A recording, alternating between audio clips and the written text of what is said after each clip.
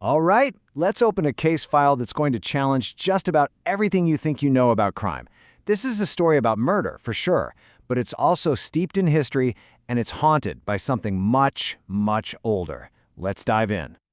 This right here, this chilling confession from 1975, is our entry point. And these aren't just words. Think of it as a warning, one that's echoing from the past, about a predator who plays the long game. I'm talking centuries long. But here's the thing. To really understand that warning, we can't start back then. We have to start right now. In the historic sunny streets of St. Augustine, Florida, where a crime has just been committed that is as brutal as it is completely bizarre. So our story starts with a young woman named Camilla Duncan. She was a college student, just 18 years old, with her whole life mapped out ahead of her. And now, she's been found hidden under an abandoned house, and her discovery has instantly turned this quiet neighborhood into the center of a living nightmare. And the crime scene? It's a total contradiction. I mean, the attack was pure rage, frenzied, almost inhuman. But then, the killer was meticulous. Like, really careful. No DNA, no fingerprints, nothing.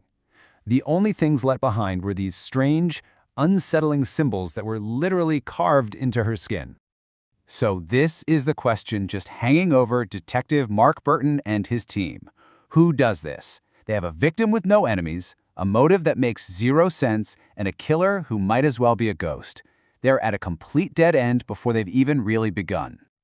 So, with the investigation going nowhere fast, the first real break in the case comes from a place nobody, and I mean nobody, would have expected to look. Not from a forensics lab, but from the city's dusty old archives. This is where Camilla's sister, Ellie, comes in, and she just refuses to accept that this was some random act of violence.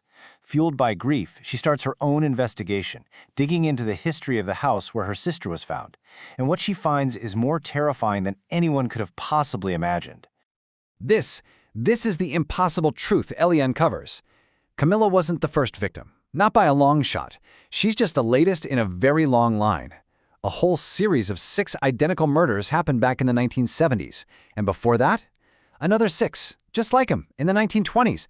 Same victim type, same brutal MO, a pattern of death that stretches back through time. And get this, the most chilling part? The 50-year interval. It's like clockwork. Every half-century, the killings begin again. This isn't just a serial killer. This is a recurring nightmare, a predator with an impossible, inhuman level of patience. So, to figure out what's happening now, we have to jump back to that last cycle, the 1975 murders, and we have to look at the man who confessed to all of them, Simon Rudolph.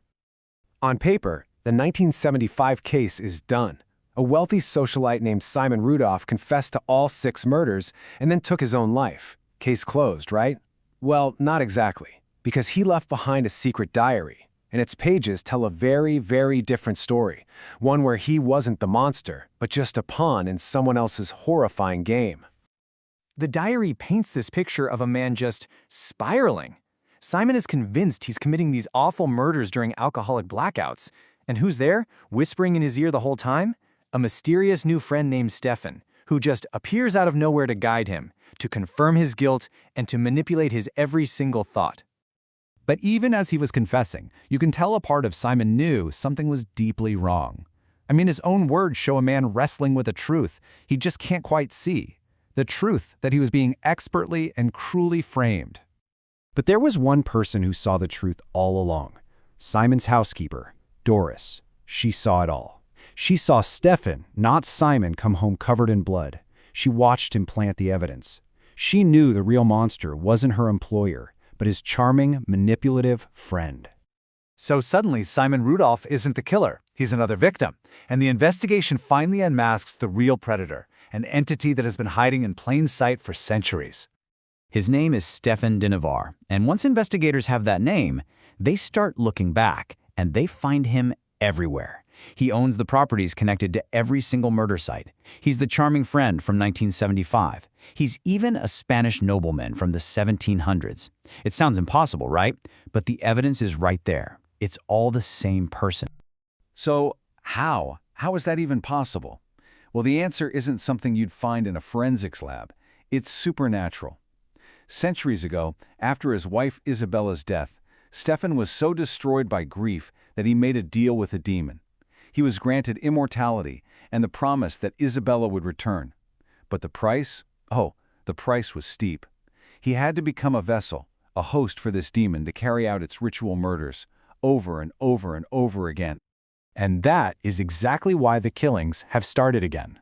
They're not just random acts of violence, they are steps in a dark ritual, a ritual designed to reincarnate Isabella's soul, and for that to happen, the demon needs one final victim, a woman named Sarah Kelly, who just so happens to look exactly like Stefan's long-dead wife.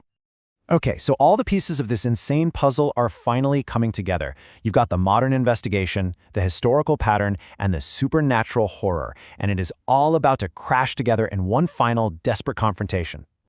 Convinced he is just one step away from getting his wife back, Stefan abducts Sarah. He takes her to this secluded church to perform the final ritual. But Detective Burton finally understands who and what he's hunting, and he is racing against the dawn to stop him. But here's the thing. You don't break a curse like this with bullets. You break it with the truth. In those last, desperate moments, Sarah figures out the demon's ultimate trick.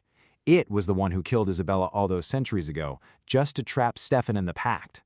And when she reveals this final, devastating betrayal, Stefan's love turns to rage. He turns on the entity that has used him for so long, and the pact, built on a foundation of lies, finally shatters. And so we're left with this one kind of haunting question, aren't we? Stefan's entire journey began with a love so powerful it tried to conquer death itself. But over the centuries, that devotion twisted into a monstrous obsession. It really makes you wonder, when love lasts that long, does it remain a promise, or does it ultimately become a curse?